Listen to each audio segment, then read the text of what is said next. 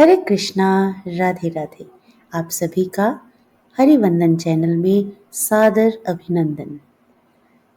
कार्तिक मास में पुण्यमयी कार्तिक महात्म्य की कथाओं के अलावा भी कुछ प्रचलित कथाओं का श्रवण किया जाता है, जो कि बहुत ही फलदायी होता है। उसी कड़ी में मैं आज आपके लिए लेकर आई हूँ ब्राह्मण और ब्राह्मणी की कथा। कृपया वीडियो को अंत तक ज़रूर देखें और यदि आपने चैनल को अभी तक सब्सक्राइब नहीं किया तो कृपया सब्सक्राइब कर लें। तो आइए पुण्यमयी कथा का श्रवण करें। बोलिए श्री बांके बिहारी लाल जी की जय।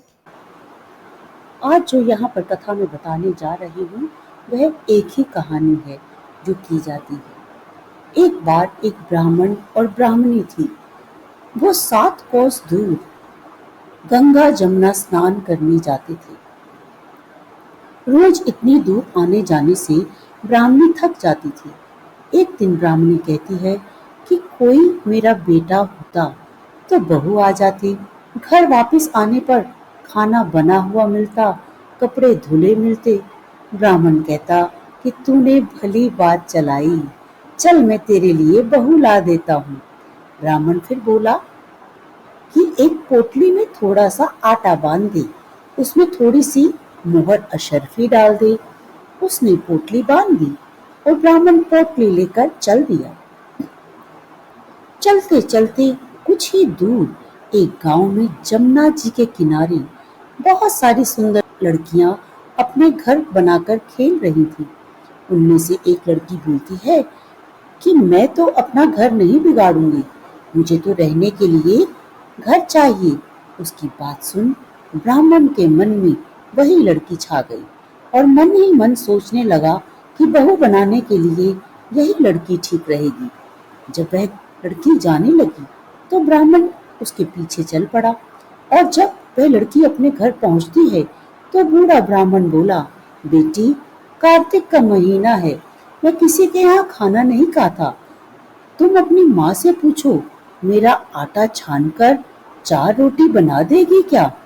यदि वह मेरा आटा छानकर रोटी बनाएगी तभी मैं खाऊंगा। लड़की अपनी माँ को सारी बात बताती है। माँ कहती है कि बेटी, बाबा से कह दे कि रोटी में 4 रोटी वह भी खा लेंगे। लेकिन लड़की कहती है कि नहीं माँ, बाबा से ऐसा नहीं कहूँगी कि मेरा आटा छान कर बनाओगी तभी वह खाएंगे, ऐसा उन्होंने बोला है।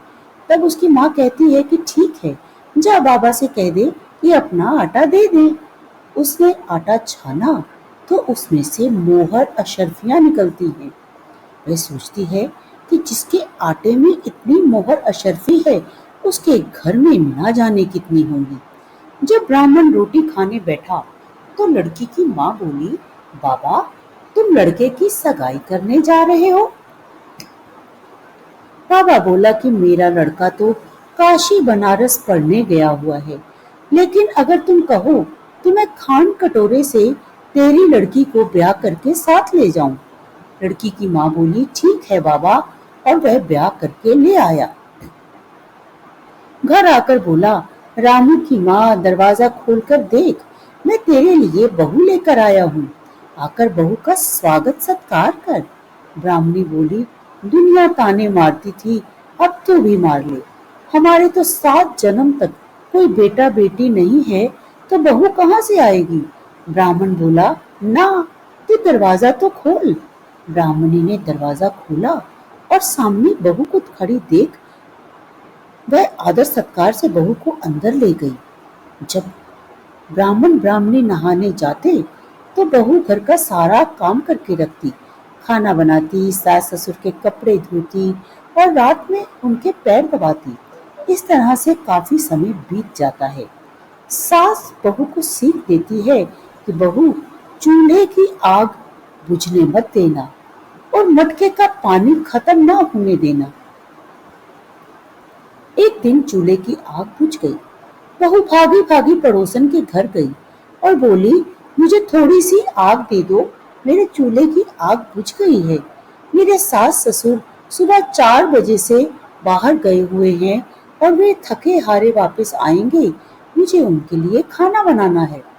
पड़ोसन बोली, अरे तू तो बावली है, तुझे तो ये दोनों मिलकर पागल बना रहे हैं। इनका ना तो कोई बेटा है और ना ही कोई बेटी है। बहू बोली, ना ना, आप ऐसे मत बोलो, उनके बेटा जो है वो काशी बनारस पढ़ने गया है। पड़ोसन फिर बोली, अरे तुझसे ये झूठ बोलकर लाए हैं, इनका कोई बेटा नहीं है। अब तो पड़ोसन की बातों में बहू आ गई और कहने लगी कि अब आप ही बताओ मैं क्या करूं। पड़ोसन कहने लगी, करना क्या है, जब सास ससुर आए तब जली फूकी रोटी बना देना, अलूनी पलूनी दाल बना देना, खीर की कड़छी दाल में और दाल की कड़छी खीर में डाल देना। बहू पड़ोसन की बात सारी सीख लेती है और अपने घर आ जाती है। जैसा पड़ोसन ने बताया वैसा ही उसने किया। जब सास ससुर घर आए तब भूखों को कोई आदर सत्कार बहू ने नहीं किया और ना ही उनके कपड़े धोए। जब सास ससुर को खाना दिया तो सास बोली, बहू ये जली फूकी रोटी क्यों है और दाल भी अलूनी है। बहू पलट कर जवाब देती है कि आज यही खाओ सासू जी, अगर एक दिन ऐसा खाना खा भी लिया तो तुम्हारा क्या बिगड़ जाएगा, मुझे तो जीवन भर ही अनूठी रहना है। बहू की बातें सुनकर सास बोली कि आज तो बहू ने अच्छी सीख नहीं सीखी है। अब बहू फिर से पड़ोसन के घर भागती है और कहती है कि अब आगे बताओ कि मुझे क्या करना है। पड़ोसन बोली कि अब तुम सातों कोठों की चाबी मांग लेना। अगले दिन जब सब सास जाने लगी तो बहू अड़ गई और बोली कि मुझे तो 7 कोठों की चाबी चाहिए। तो ससुर कहने लगे कि इसको चाबी दे दो, आज नहीं तो कल चाबी तो इसे ही देनी है, हम आज हैं कल नहीं, इसलिए चाबी दे दो।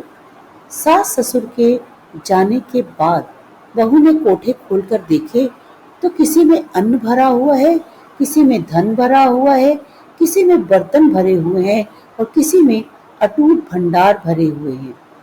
जब बहू ने 7वां कोठा खोला तो उसमें महादेव जी, पार्वती जी, गणेश, लक्ष्मी जी, पीपल पतवारी, कार्तिक के ठाकुर, राई दामोदर, तुलसा जी का बिड़वा, गंगा जमुना बह रही है, 36 करोड़ देवता और देवी भी विराजमान है और वही एक लड़का चंदन की चौकी पर बैठा माला जप रहा है। सब देखकर बहू लड़के से कहती है, तू कौन है। लड़का कहता है कि मैं तेरा पति हूँ, दरवाजा बंद कर दे, जब मेरे माँ बाप आएंगे तब खोलना। सारा नजारा देखकर बहू बहुत खुश हो गई और नाचती फिरने लगी। 16 श्रृंगार कर सुंदर वस्त्र पहन सास ससुर का इंतजार करने लगी।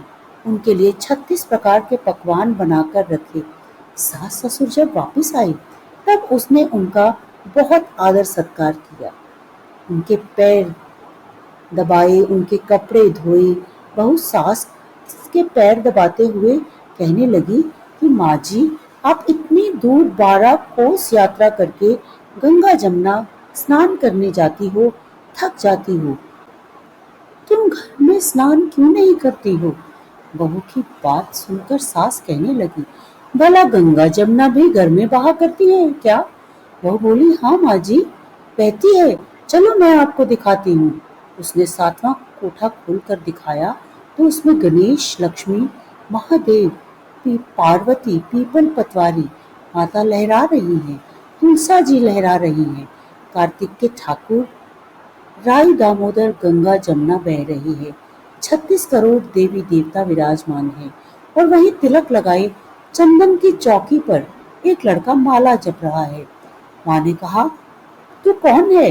लड़का बोला, माँ मैं तेरा बेटा हूँ। बुढ़िया फिर बोली, तू कहाँ से आया है।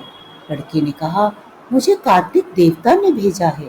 बुढ़िया कहती है कि बेटा ये दुनिया कैसे जानेगी कि मेरा घर का धनी, क्या जानेगी देवरानी जेठानी, क्या जानेगा मेरा अगल बगल पड़ोस कि तू ही मेरा बेटा है। बुढ़िया ने विद्वान पंडितों से सलाह की तो वो बोले कि इस बार बहू बेटा साथ खड़े हो जाएं और उस पार बुढ़िया खड़ी हो जाए। बुढ़िया ने चाम चमड़ा की अंगियां पहनी हो, छाती में से दूध की धार निकले, बेटे के दाढ़ी मूछ भीगे, पवन पानी से गठजोड़ा बांधे, जब जाने की बुढ़िया का बेटा ही है ये। उसने ऐसा ही किया। चाम की अंगियां फट गई, छाती में से दूध की धार निकली, बेटे की दाढ़ी मूछ भीग गई और पवन पानी से बहू बेटे का गठजोड़ बांध दिया। ब्राह्मण ब्राह्मणी के खुशी का पार न रहा। वे बहुत खुश हो गए। कार्तिक के ठाकुर राय दामोदर भगवान ने जैसे बहू बेटा उसको दिए वैसे सभी को देना। बोलिए श्री बांके बिहारी लाल की जय। जय श्री राधे कृष्णा। कृपया वीडियो को लाइक करें और ज़्यादा से ज़्यादा अपने सगे संबंधियों के साथ शेयर करें और कमेंट बॉक्स में जय राधे कृष्णा ज़रूर लिखें। हरे कृष्णा।